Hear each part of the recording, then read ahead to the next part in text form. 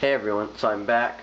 Now if you're noticing a difference, I've had to change cameras because the other one was full, so the video quality might be a little bit different. But let's get right on into it. So we're going to be making today a tomato relish, called Piccalilli is the technical name for it, I'm pretty sure. And usually you make it using green tomatoes, but in the store you mostly only find these, so that's what y'all can use if that's all you can get, but it's better to use green tomatoes, which is what I'm going to be using.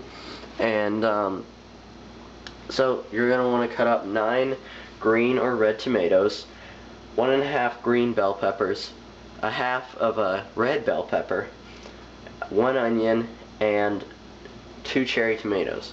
Now, you don't have to put it in all at once because most likely it won't fit into your blender or food processor or whatever kind of device you're going to use to grind this up. Blender, food processor, as I just said, is fine, or anything else that'll grind it up into small pieces and chunks.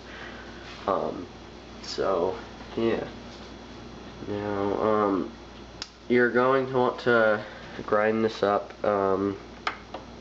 into small bits. I hope you can still hear me over the food processor. Now, you don't want it to be too pureed, just a good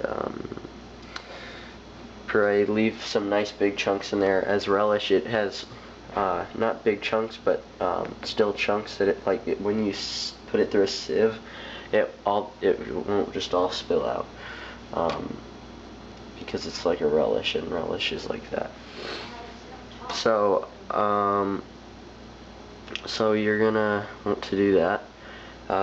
Make sure you get it all grinded up, and then you're gonna want to put it through a sieve. And when you're putting it through the sieve, or a strainer, same thing.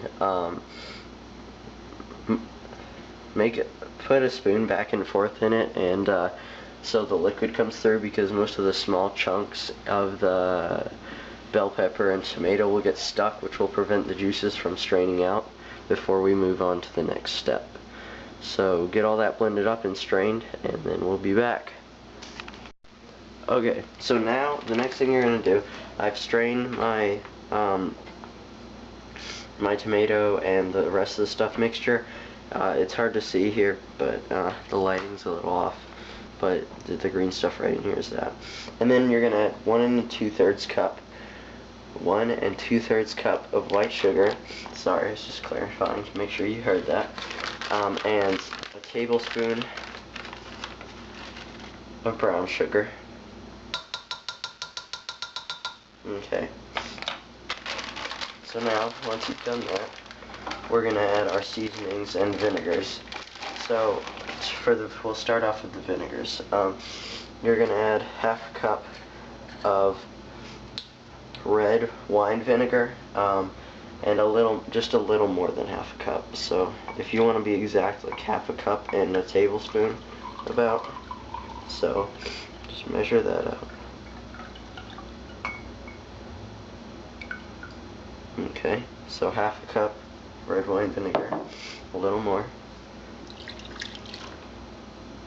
Okay, put that in there. Red wine vinegar. Now, it's not really like wine, and if you're concerned about that, alcohol cooks out in the thing, so there's nothing going on there to be concerned about. That's just the name. Next, you're gonna add in 1/4 cup of rice vinegar. And rice vinegar is made from rice, and it's like a lighter type of vinegar, and the red wine vinegar is a stronger flavor, which is why we add this, so it lightens the strongness of it, or the strength, if you want to be grammatically correct. So we do that. Make sure you got your vinegars in there. And you can stir this up now or at the end, whatever you feel like. Next, you're going to add in 1 teaspoon of onion powder.